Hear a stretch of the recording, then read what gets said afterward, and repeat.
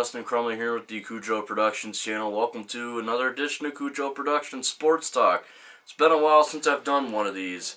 If you're puzzled by the fact that I'm wearing the same shirt that I wore in my most recent comic book haul video, that's because I'm literally shooting that and this one here back to back. So, yeah. No reason to have a wardrobe change whatsoever. But anyway, got a couple big trades I want to talk about in the NFL.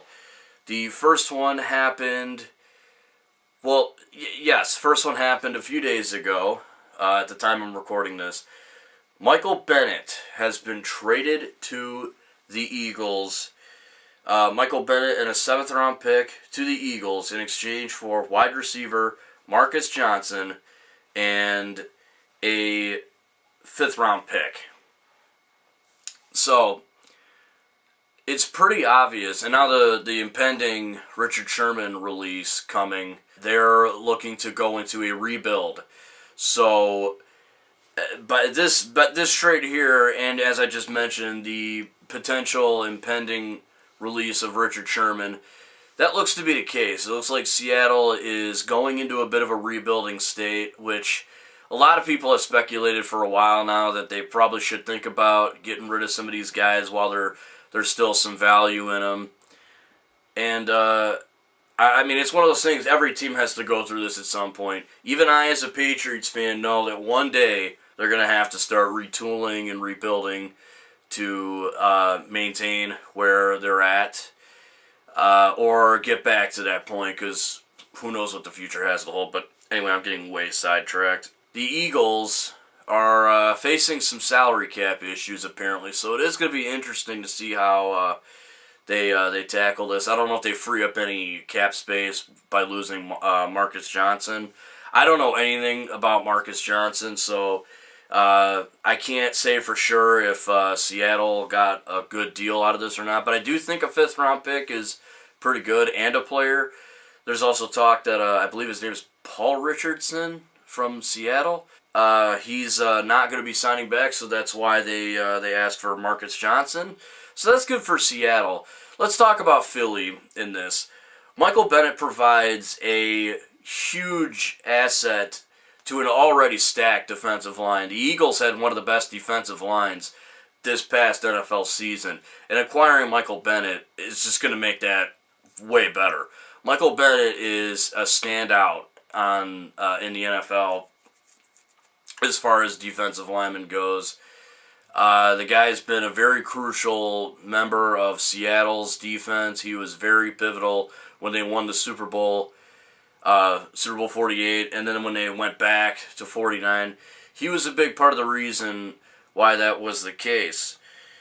So for the Eagles to get him is very big. I think Eagles fans should be very happy about that deal. As far as the Seahawks go, it's a rebuilding process.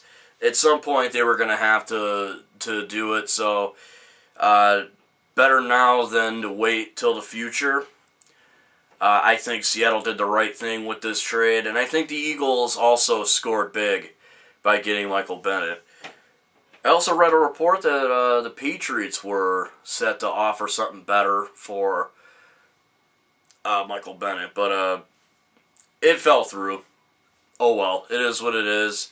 I'm a little bummed. I would have liked to have seen Michael Bennett, especially since New England just released Alan Branch, so we'll see. We'll see where that goes.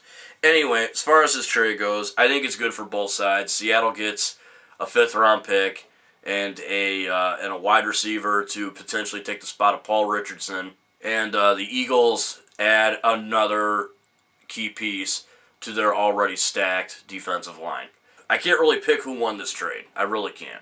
Alright, the next trade I want to talk about is the Broncos sending Aqib Talib to the Rams for a 5th round pick. 2018 5th round pick.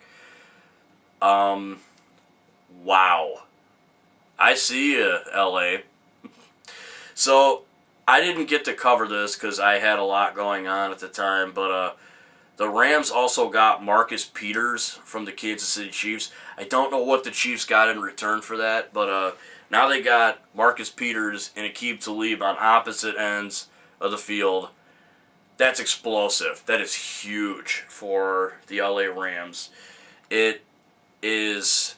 It's going to make their defense a whole lot better. And now losing Tremaine Johnson is not such a huge deal. Aqib Talib is one of the premier cornerbacks in the league, as well as Marcus Peters.